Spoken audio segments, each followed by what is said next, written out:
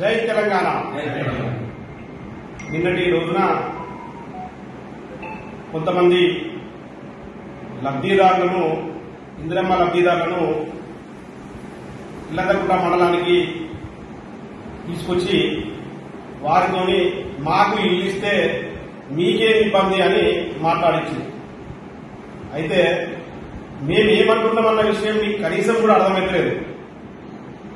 రసమై బాలకృష్ణ గారు మాట్లాడింది, మేము ధర్నా చేపట్టింది ఇల్లు లేని నిరుపేదలకు మీరు చాలా మందికి ఇల్లు ఇయ్యలేకపోయారు. గతంలో ఎన్నికల ముందు ప్రతి నిరుపేదకు ఇల్లు లేని వారికి ఇల్లు ఇస్తామని మీరు ఇచ్చినటువంటి వాగ్దానంలో ఏదైతే ఇచ్చిరో దాని ప్రకారము మీరు ఇప్పుడు కేటాయించినటువంటి ఇళ్లలో నిరుపేదలు ఇంకా చాలా మంది నిరుపేరు, వారందరికీ ఇల్లు ఇవ్వమని వాళ్ళ పక్షాన రసమై బాలకృష్ణ గారు మాట్లాడారు. మీరు కేటాయించేటువంటి పద్ధతిలో తప్పులు దొరినాయని మాట్లాడారు.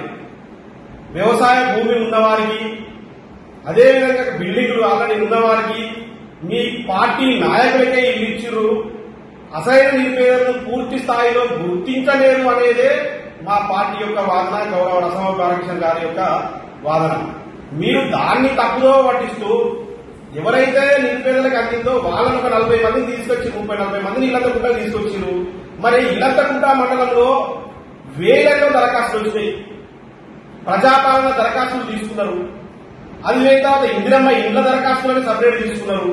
మొన్నటికి మొన్న జనవరి 26కు ముందు 3 రోజుల ముందు గ్రామ సభలు, ఆగమేఘాల మీద గ్రామ సభలు ఏర్పాటు చేసి ఇందిరమ్మ ఇండ్ల కోసం దరఖాస్తులు తీసుకున్నారు. ఈ దరఖాస్తులన్నింటినీ గ్రామ సభ ఏర్పాటు చేసి ఎవరెవరైతే దరఖాస్తులు చేసిరో వాళ్ళందరి వివరాలు ఆ రోజు చదివిరు. మేమేమంటున్నాం, అదే గ్రామ సభలల్లా దరఖాస్తులు చేసుకున్నోళ్ళు కాదు, ప్రతి ఒక్క లబ్ధిదారులు నిరుపేద ఎవరో గుర్తించి ఏకపక్షంగా అందరి సమక్షంలోనే ఇందిరమ్మ ఇళ్లను కేటాయించాలనేది మా యొక్క వాదన. మీరు అలా చేయలేదు. గతంలో పారదర్శకంగా గ్రామ స్థాయిలో గ్రామ పంచాయతీ ఆధ్వర్యంలో మేము గ్రామ సభ ఏర్పాటు చేసి ప్రజాప్రతినిధులు, ప్రభుత్వ అధికారులు ప్రజా సమక్షంలో ఈ యొక్క లబ్ధిదారుల ఎంపిక చేపట్టాం. మీరు ఆ విధంగా చేయలేదు. అప్లికేషన్ మట్టికేమో గ్రామ సభలలో చేసిరు, లబ్ధిదారుల ఎంపిక మాత్రం మీరేసుకున్నటువంటి ఇందిరమ్మ కమిటీలు, అదే కాంగ్రెస్ కమిటీలు ఏదైతే కాంగ్రెస్ పార్టీ నాయకులు చేసుకున్నారో ఆ కాంగ్రెస్ కమిటీల ద్వారానే చేసిరు అనేది మేము మాట్లాడుతున్నాం. అది మీరు తప్పండరా, అది మీరు తప్పనగలుగుతారా అని చెప్తున్నాం. అది పక్కకు పెట్టి, వాస్తవాలను పక్కకు పెట్టి నిరుపేదలకు ఎవరికి ఇల్లు కేటాయించారో వాళ్ళని తీసుకొచ్చి వాళ్ళతో మాట్లాడుతున్నాం. మేము వాళ్ళకి ఇల్లు వస్తే స్వాగతిస్తున్నాం. వాళ్లతో పాటు లేనటువంటి వాళ్ళు చాలా మంది ఉన్నారు, వాళ్ళకి కూడా ఇవ్వమని అంటున్నాం. మీరు 40 మంది తీసుకొచ్చారు, మేము 4000 మందిని ఇళ్లంతకుంట మండలానికి తీసుకొచ్చి నిరుపేదలకు ఇల్లు రాలేదని చెప్పగలుగుతాం. మీరు దానికి వాళ్ళు 4000 ఇయ్యగలుగుతారా అనేది ఈ రోజు మేము అడుగుతున్నాం. మేము 4000 మంది నిరుపేదలు ఇళ్లంతకుంట మండలంలో ఎంఆర్ఓ ఆఫీస్ ముందు కూర్చోబెడతాం, వారందరికీ ఇల్లు ఇస్తారా? మీరు 40 మందే ఇల్లురా నిరుపేదలు?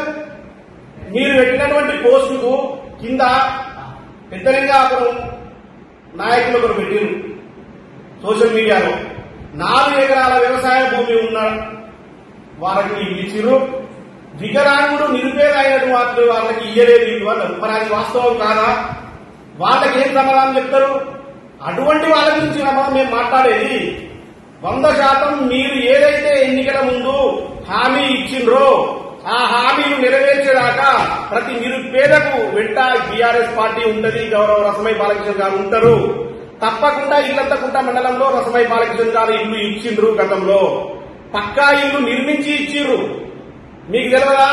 మీరు ఇందులో ఈ పార్టీలో ఉండి వెళ్ళినటువంటి నాయకులు కూడా ఇప్పుడు కొందరు ఆ ప్రెసిడెంట్కి వచ్చిర్రు. మీకు తెలియదా?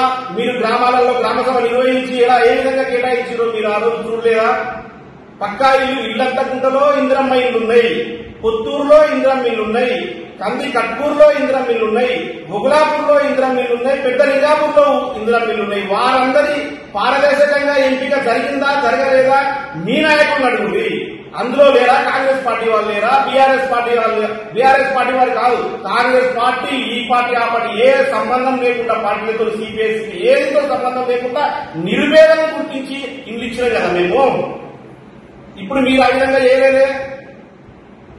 మీరు ఆ విధంగా చేసినట్టుంటే ఇప్పటికి కూడా చెప్తున్నాం, మళ్ళీ అయినా కానీ కూడా ప్రతి గ్రామంలో గ్రామ సభలు ఏర్పాటు చేసి ఎవరైతే నిరుపేదలు ఉన్నారో వాళ్ళందరికీ మనం ఇచ్చినమా లేదా అని మరొకసారి పునరాలోచన చేసుకొని ప్రతి ఒక్కరికి ఇల్లు అందేలా చేయండి. లేకపోతే బీఆర్ఎస్ పార్టీ మండల పార్టీ తరఫున ప్రతి ఒక్కరికి ఇల్లు వచ్చేదాకా మేము తప్పకుండా కొట్లాడతాం. ఈ యొక్క ఇళ్ల విషయమే కాదు, మీరు ఇస్తారన్నటువంటి 6 గ్యారంటీలు అమలయ్యేంత వరకు బీఆర్ఎస్ పార్టీ తప్పకుండా వారందరి వెంట ఉంటది. ప్రతి పేదవారి వెంట ఉంటది. అభివృద్ధి పనులు, సంక్షేమ పనులు ప్రతి ఒక్కదాన్ని ముందు ప్రతిదాన్ని నిలదీస్తూనే ఉంటాం, అడుగుతూనే ఉంటాం. ఇదొకటి జస్ట్ ట్రైలర్. సినిమా మొత్తం అట్లే ఉంది. ఇంకా ముందు ఈ సినిమాలు చూస్తారు అని మీకు తెలియజేస్తూ మరొక్కసారి ఇలాంటి పిచ్చి పిచ్చి ప్రేరేపణలు చేయకుండా రసమాయి బాలకృష్ణ గారు 10 సంవత్సరాలు ఇల్లంతకుంటా మండలానికి ఎన్నో అభివృద్ధి కార్యక్రమాలు చేసిరు, ఎన్నో సంక్షేమ పథకాలు అందించారు. వారి జోలికి వెళ్లకుండా ప్రతిదీ మీరు ఏం చేయాలనేది ఆలోచన చేయరు తప్ప ప్రతిపక్షం అంటే అడుగుతుంది. మేమిప్పుడు మీరు ఇయ్యలేదు. వాస్తవమే, మేము మాకు సాధనైన కాడికి ఇచ్చినాము, పక్కా ఇల్లు ఇచ్చినాం. అవి వట్టి కాదు, మీరు ప్రొసీడింగ్లు ఇస్తున్నారు. మేము ప్రొసీడింగ్లు కాదు, పక్కా ఇల్లు ఇచ్చినాము.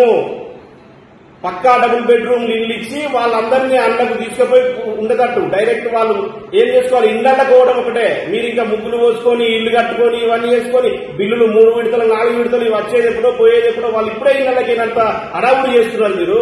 అది కాదు కదా, మేము ఇచ్చే కాడికి ఇచ్చినాం. సరే, వాస్తవమే ఇక కొంతమందికి ఇయ్యలేకపోయినాం. మీరు పూర్తి స్థాయిలో ఇస్తాము అని ప్రతి నిరుపేదకు చెప్పిర్రు, మిమ్మల్ని నమ్మి మీకు ఓట్లేసి